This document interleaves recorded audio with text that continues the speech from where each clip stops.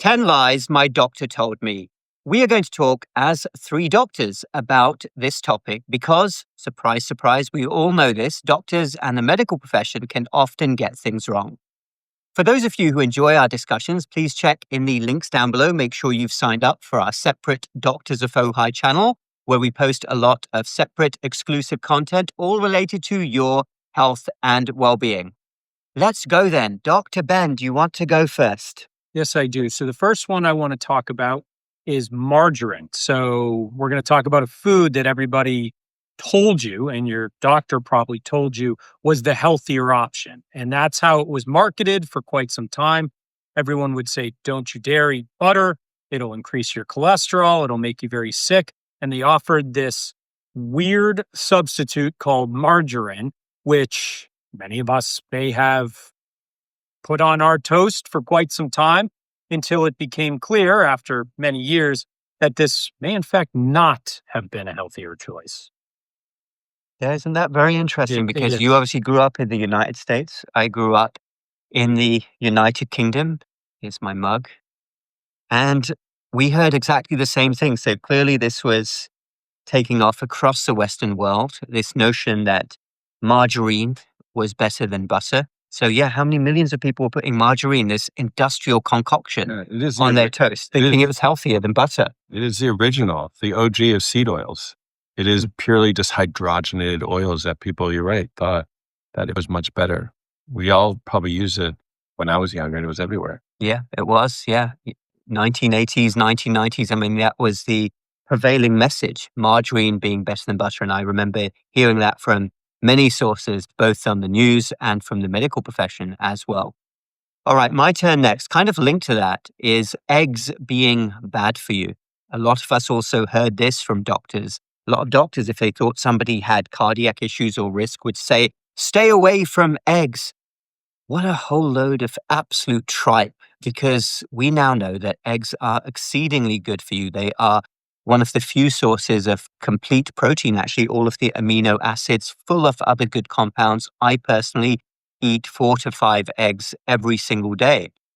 I think eggs are absolutely magnificent. I mix up how I eat my eggs, and there's still a thought out there from many doctors, I would say, that eggs are not good for you because it links to the margarine thing, saturated fat being bad for you. It's really incredible that we could take this wonderful food and make it out to be something bad. Absolutely. It's such a great source of protein. As a cardiologist, I'm asked that question all the time. Well, can I still eat eggs? And I say, yeah, it's really a really undervalued source of protein. So I personally eat eggs. I think they're such a great source of protein. We know that keeping up lean muscle mass and having good quality protein is a predictor of longevity. It is, yeah. And a lot of people for many years were worried about egg yolks because of cholesterol. Insanity. It really is. Meanwhile, other foods are being promoted everywhere, processed foods, carbohydrates. It's really incredible. I will add a caveat as far as eggs go. I am very big on ethically sourced eggs. So I go for the pasture-raised eggs. I'm not sure whether they're called pasture-raised in the United Kingdom. In the US, they are. They are from hens, which are allowed to roam freely. And I've actually seen a lot of videos, they're all out there, that if you look at an egg when you crack it from a pasture-raised hen versus a battery-farmed hen, which are kind of kept in appalling conditions, and you have a miserable animal making eggs, you're not going to get good food products from that either. So that's the one caveat I would add. Actually, one thing I saw with eggs that was really kind of opened my eyes is I remember I was near a fast food place. It was, I'm not sure which one actually. And I remember they were offering a healthy option for their eggs, and they were pouring this weird concoction, this synthetic concoction of what they called egg whites onto the grill. And they were cooking that up and saying it was a healthy option. I thought there is no way that could be a healthy option. So I completely agree. I think regular, just your average eggs, that's always where I'm. Absolutely. What a great food. And of course, everybody's free to make their own decisions. We're not telling anyone what to do. We never do. We're giving our own opinions, but I think it's a whole load of tripe. I could use a stronger word actually for what I believe that is, when the medical profession and many institutions were saying eggs are bad. If you have heart issues, stay away from eggs. Meanwhile, people ate other things. All right, Dr. Peter, your turn next. With all this talk on cholesterol, we might as well talk about the next thing, which is a total lie to patients, is that statins fix heart disease. I can't tell you how many people have that false sense of security.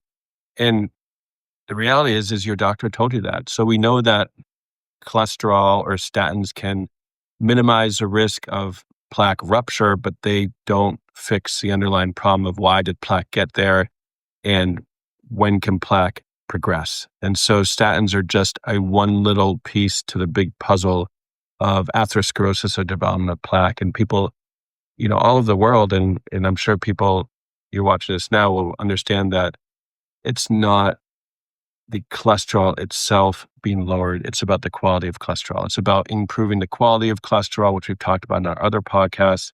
But statins alone just do not fix heart disease. Absolutely concur with that. We've talked about that many times before. Please check out our prior podcast, Statins, which are really promoted by large segments of the medical establishment and doctors as being a miracle drug because they fix a number. Yeah, absolutely. They're designed to fix a number. But the question is, what does fixing a number truly achieve? And when you dive into the data, it's really not that impressive at all compared to other things that people could also do. So most people who are on these drugs, and remember, it's a lifetime medication. I mean, I don't know about you, gentlemen, although I suspect you think the same as me. I went to medical school thinking that as a doctor, you're there when somebody gets sick, and if they need it, you prescribe a short course of medication or injections or whatever to get them better.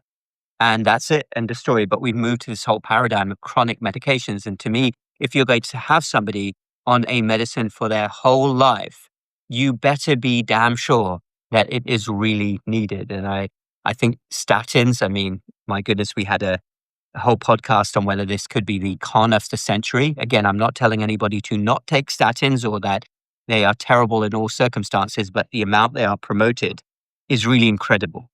Well, when you get off is so unclear. So, that's one thing in primary care where what you'll often see is the person's numbers improve and the advice they get is, well, we can't stop it or your cholesterol will get worse. So there's no end point. So you're right. I mean, a lot of the time, the plan is just to put someone on a statin and leave them on forever. If you're going to start a statin and you have to, for some reason, there has to be an end point as far as I'm concerned.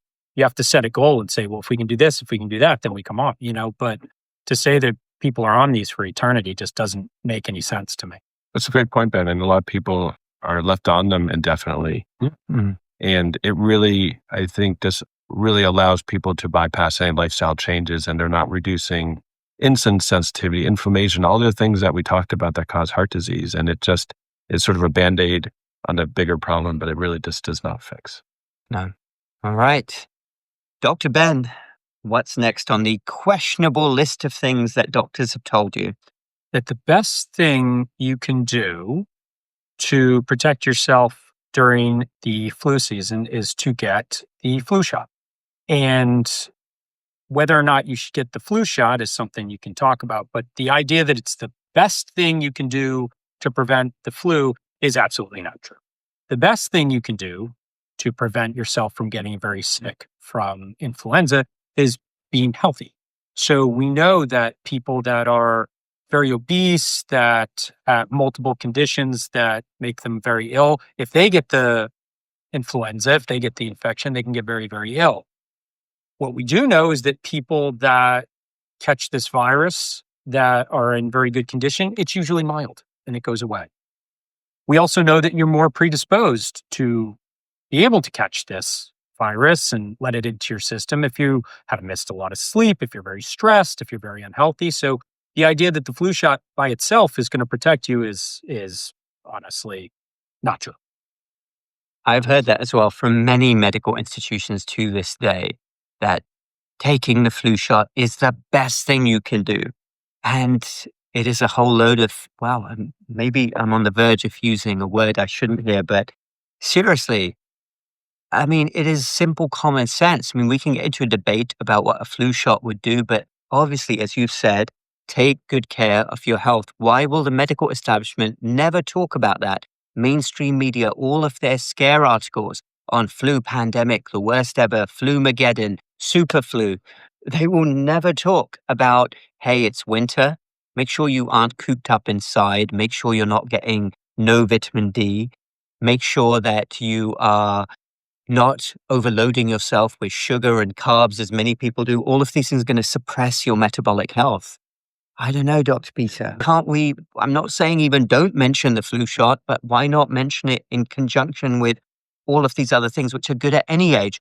They want people to think, especially over the age of 65, that you're completely helpless, you're dependent, and all you can do is just sit there and be a customer of the medical industrial complex. That is complete nonsense. I'm sure many of you have seen the headlines that occur every winter. If you have, share your stories down below. Please do.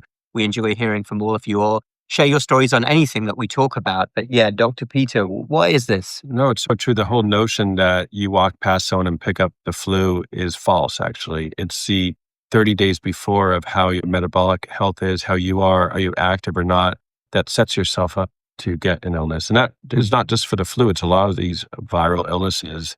You just don't get it by walking around people. It's really your body. You need to make your body optimal with your immune system. And from doing everything we talked about, exercise, reducing inflammation, good quality sleep. Magnesium is a great way to boost your immune system. It helps with vitamin D levels, staying hydrated. These are all things. And if you don't do these things, it's a setup to get sick. So you're already setting yourself up that when you do get in contact with someone who has influenza, that's when you're going to get sick. Yeah, exactly. All right. I will go next. So another, what I would term really falsehood that I heard for many, many years growing up was it is not a good idea to have cold exposure. I heard this from various people. You probably did too. I definitely heard it from doctors. When you're outdoors, wrap up really warm. And when it's cold outside, ideally avoid going into the cold. So this comes with a caveat. I would not recommend extreme cold exposure to anybody, but especially somebody vulnerable. But something that I started doing much more over the last couple of years is making a conscious effort. And in our part of the United States, in the Northeast, it gets very, very cold. Is I actually step out every day into the cold, and I've started taking walks as long as it's not too icy outside, or even if it is, I wear snow boots, and I go outside in the morning and I walk for as long as I can. I get cold air in my face. And not only do I find that it wakes me up, there is evidence, scientific evidence, that it actually works on your receptors. It energizes you. This is why people who are into cold showers talk about that, or cold plunges even, because there's actually scientific evidence that it's good for you. Now, again, this comes with a caveat. I would never advise somebody who's very frail to do this. But think about this on a different level as well.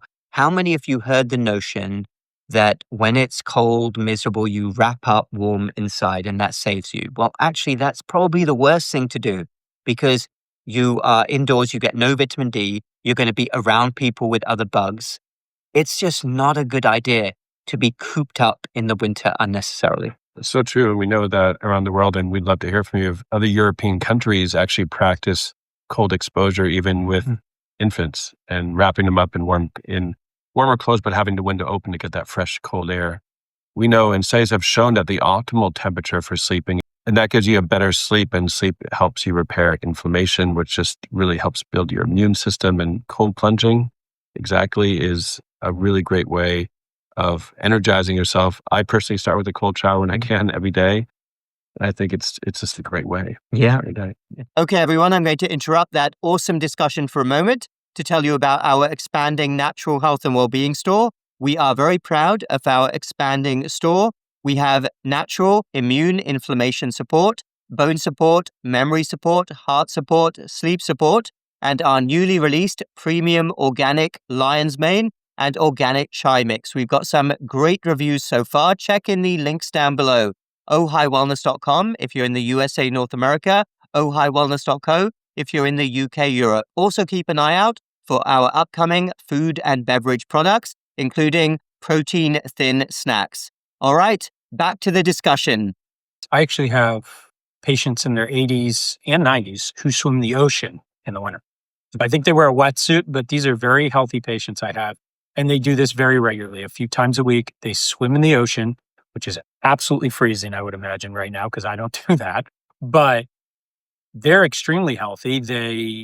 They do very well. They say it energizes them when they do it. They claim this is what has kept them going and kept them sharp. And I'm a believer. Yeah, exactly. So cold is not necessarily a bad thing. All right, Dr. Peter, you're next. Speaking about believer, you said, Ben, is the whole stress test ordeal that I get as a cardiologist. These questions all the time is, and you've probably been told this before, is that if you have a normal stress test, that your heart is fine. And that's so far from the truth. And I can't tell you how many times I've seen in my career people who have had normal tests have gone on to have heart attacks, because a lot of people first use this as a way of saying, well, I sort of have this clear bill of health. The plumbing around my heart, the arteries are clean of plaque. And so I'm not really going to make maybe the necessary lifestyle changes that I should make. And what we can say is this, is stress tests can give you some data on the fact that blood goes through the plumbing around the heart without being restricted. Sort of like if you open up a pipe in a house, most houses after a certain amount of years are going to have some sludge in the pipes. The stress test does not rule that out. The plaque that we build up inside of our arteries is still there, even if you have a normal stress test. Yeah, I've seen that many times as well. People have normal stress tests and they still have some underlying heart diseases. No test we do in medicine is 100% sensitive. I mean, we're not saying don't get a stress test. We're just saying that people do slip through. Yeah. People slip through the net. People have false positives when it maybe look like it's abnormal and it's not. But, and that's a good point, is have this, it's a good provocative test, meaning it can, in a controlled setting, to see how you respond to exercise, how your heart does. But just because that comes back normal doesn't mean that you can not make those lifestyle changes, and that would really save you. And if you're still having concerning symptoms and you have a negative stress test, it doesn't mean you're out of the woods. You should still get those checked out and make sure you don't have an issue with your heart, because, we've seen that before too. Exactly. All right, Dr. Ben. Yes. So I would talk about pain being the fifth vital sign. So this was something that was said maybe 15 years ago, a little bit more than that. It was really pushed. It was pain was the fifth vital sign. People never have to be in pain. If you are experiencing pain, you absolutely need to be medicated right away. And that was pushed to physicians all across the country. That was advertised to patients. And what it created was the opioid epidemic, which I hope you don't have family members or loved one or friends that passed away during that epidemic. And it still is ongoing, actually, not to the same degree, but still absolutely ongoing. But that was one of the most dangerous lies, and that was an absolute lie, that was told to patients and physicians, is that pain is absolutely unacceptable. Some degree of pain is expected in life. And all of us, I'm sure you as well, have some degree of pain.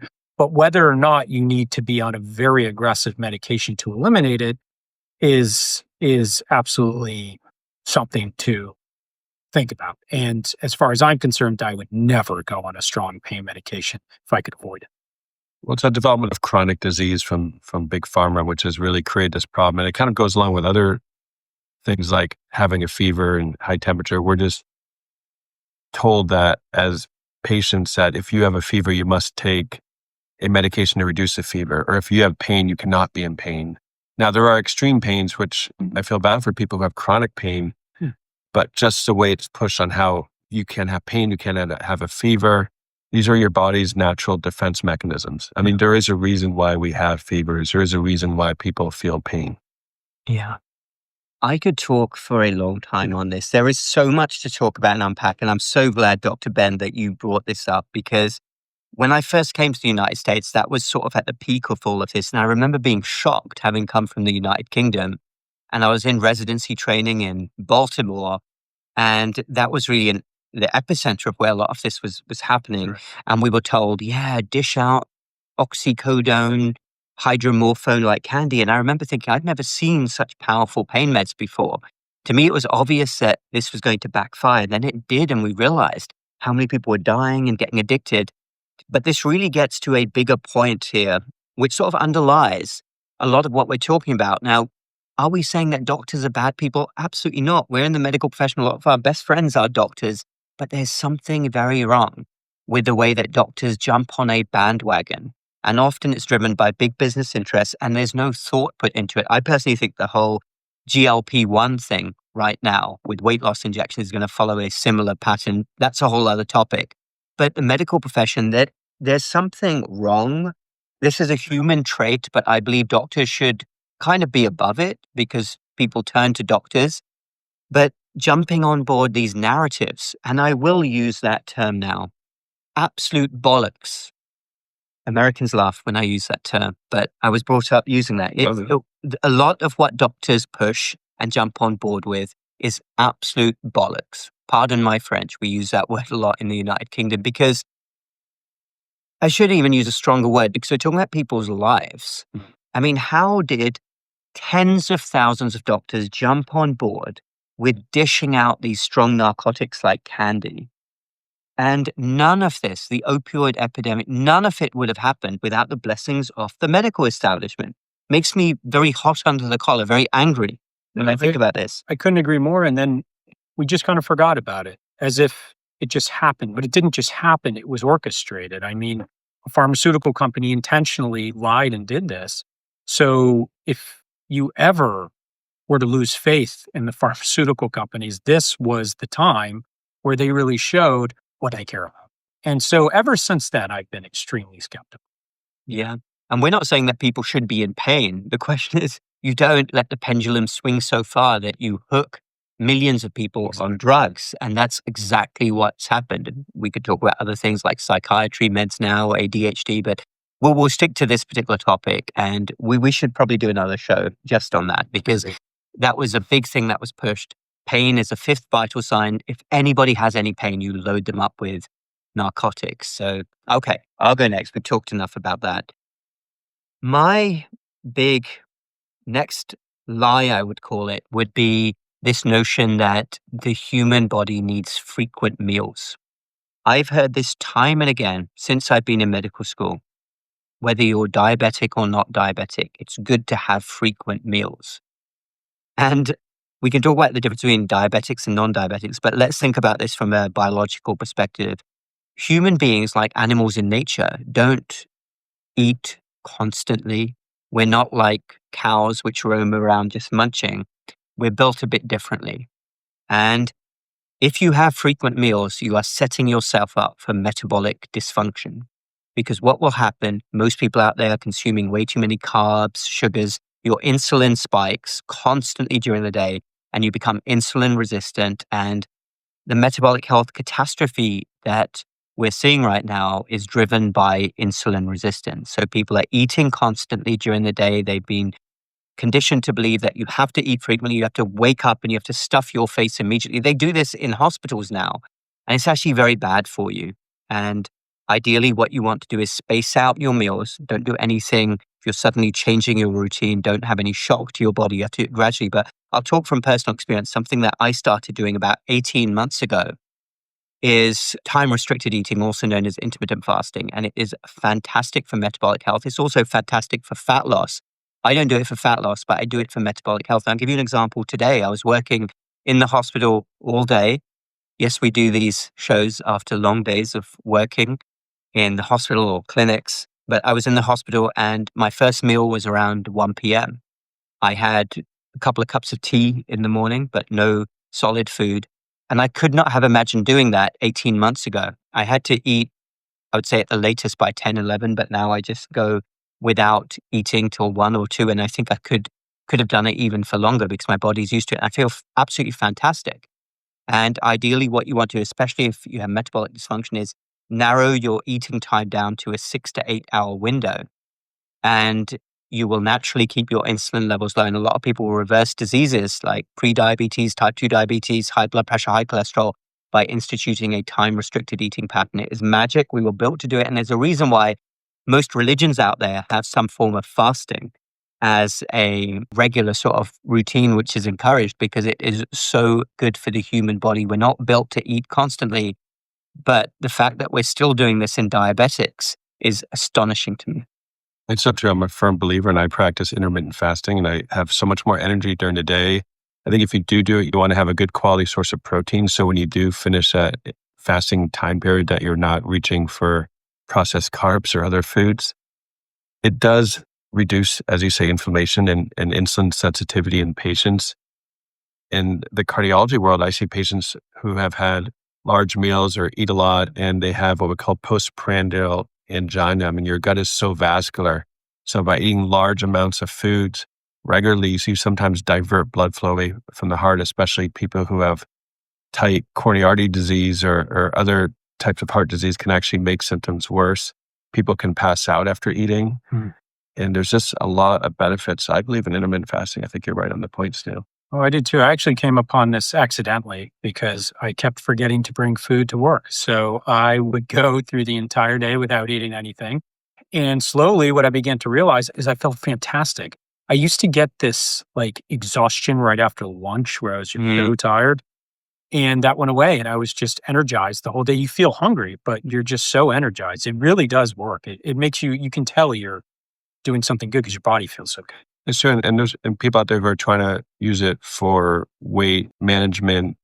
When you're intermittent fasting, you're allowing your body to break down the visceral fat from the organs.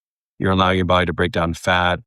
Some people take to extremes where they do ketogenic diets, which I'm not all that hot on right now, but the fact of intermittent fasting, actually, if you're eating all the time and eating large portions, your body is continuously working to break down the food, and it's never given time to break down the fat that's stored in your organs as well. Yeah, exactly. I'm also not a huge fan of the ketogenic diet, although it does actually have amazing health benefits. I consider it quite extreme. I don't think most people could do it. And if you look at countries like Italy, Greece, and Japan, they aren't overwhelmingly keto. They eat carbs. Yeah. And I think it's all about moderation. It's the fact that people have such bad diets, unfortunately, at baseline. Dr. Peter, I think you go a step further than me. You often go the whole day without eating, don't you? I do. Yeah. And when I say the ketogenic diet, and so that's when people have really, really low carb eating and you're shifting metabolism of your body. So you shift it from burning essentially glucose or sugar to burning fat. And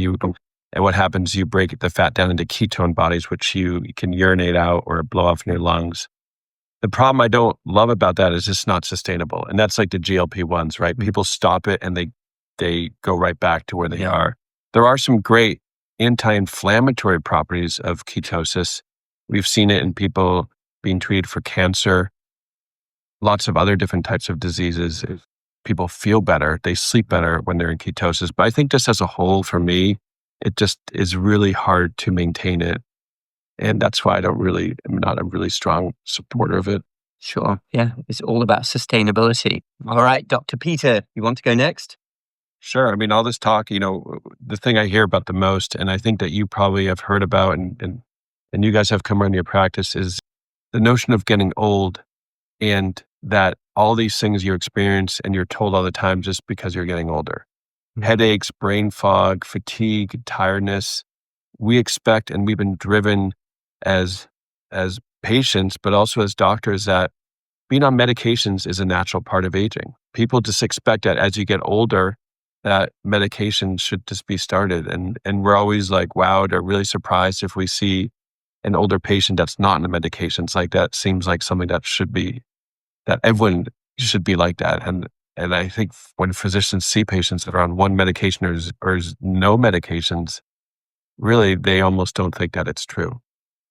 And so the whole notion of your fatigue is just tiredness is very untrue. A lot of times what we talk about with aging can be a sign of just underlying bad metabolic health that's being masked as aging. So the lack of sleep, fatigue, brain fog that people experience out there may not be because they're aging. That's exactly right. Now, we know that certain bad habits will take their toll as time goes on, so they may manifest themselves as you get older. That doesn't mean that they're simply because you're older. It just means that now those bad habits are beginning to have a far more noticeable effect, but it also doesn't mean there's nothing you can do about it. Yeah, that's right. I really don't like hearing that as well. In fact, I have many patients that I meet in the hospital who will say they went to their doctor who said that a particular symptom was because they're just getting old. And I think that's horrible, especially if they're doing other things right. And yeah, aging, of course, aging is a process, but the symptoms that go with it and the decline is not inevitable. Things can be slowed down. And I meet 85-year-olds all the time who look like they're not a day over 60. I see that a lot. It's very individual. All right, then. So we've done 9 points so far. Number 10, Dr. Ben, you have a final one for us as well? I will wrap it up for us. So the last one, not the least, is the lower the blood pressure, the better. So this is a good topic, especially because Dr. Sunil recently did a very good podcast about how he talked about how the new guidelines had come out by one of the major societies that basically talked about even lowering the guidelines further of how low they want your blood pressure. And the truth is, very low blood pressure can be extremely dangerous, just as dangerous as having very high blood pressure. And we can see people passing out, getting injured. So that was something that was really pushed to us very aggressively and continues to be pushed very aggressively. And there's still not a lot of pushback from the medical community going, hey, slow down. How far do you want people to go in terms of being on all these medications that can actually hurt them?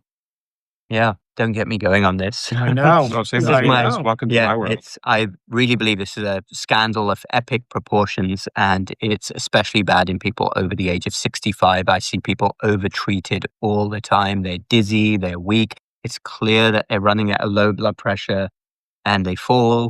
They're not getting enough blood to the brain, so there's a link with cognitive decline. And I see it overtreated in the hospital as well.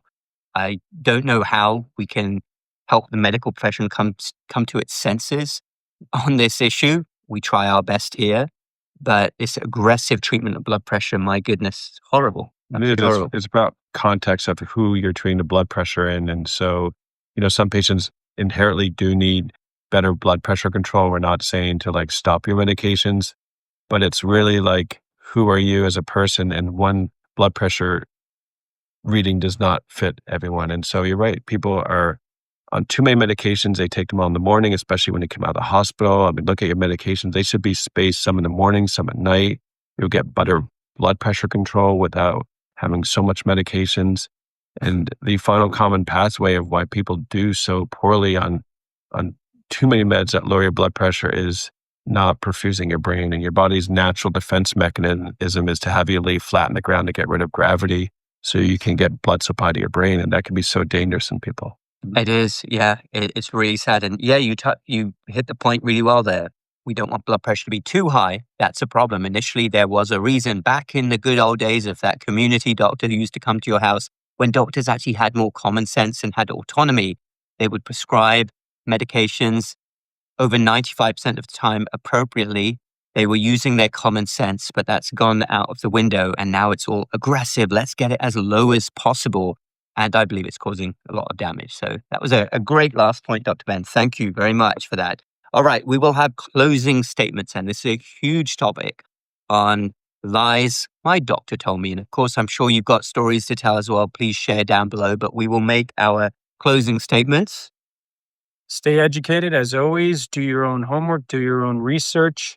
Know what your doctor is advising you to do and make sure that makes sense. Do your own homework, double check. Don't ever take anyone's advice without double checking. So, the old line I like a lot is trust but verify. Make sure what you're hearing is truly correct. What I would say the most is normal does not mean optimal. And we've seen that before. And when you're told you have a normal test or normal stress test, all that means is that this is just a snapshot of your health. It doesn't mean that you do not have room to improve. Everyone has room to improve. I have room to improve. I'm sure you guys have room to improve as well. And you really just need to strive to be the healthiest you can be. Yeah, absolutely. All right, I concur. And I will add a message of my own. Lies from the medical establishment and lies from doctors. Again, I will stress, I don't think doctors are bad people. They don't set out to cause harm. But there's a very bad element to the medical profession which jumps on bandwagons, which wants to follow protocol, which doesn't think things through. And it causes a lot of damage, and it's been happening for years. It will continue to happen. So my best advice would be keep an open mind. Get a second opinion from every doctor you hear, even what we're hearing, what we're saying here. Go get second opinions. Use your own gut instinct. What sounds right to you? What doesn't sound right for you? Listen to your own body all the time and understand that the medical profession is constantly getting things wrong. So you should absolutely question. We love being asked questions when we encounter patients. I think it's fantastic. I really like it when a patient and their family comes to me with a long list of questions, or they're checking something online or asking ChatGPT. I want everybody to be fully informed, as we all do, because it's your body. We're talking about your life. We're not talking about washing your car or the way your garden is pruned. We are talking about your life and your family's life, your health and well-being. So always remember that nothing is more important than that, and view your doctor as a source of information, a source of guidance, but ultimately know that the advice you're being given isn't always right, and trust your gut instinct. All right, everybody. Thank you very much for watching. We do hope that you've enjoyed this show. Do check in the links down below again for our separate Doctors of Ojai channel and our natural health and well-being store. We're very excited to be expanding our range of uniquely crafted products. Also check out our ebooks, our new ebooks. They are on the website as well. Ojaiwellness.com if you're in the USA, North America. Ojaiwellness.co if you're in the UK, Europe. Take care. Cheers. This is our organic chai. We've been enjoying it, and we will speak to you very soon.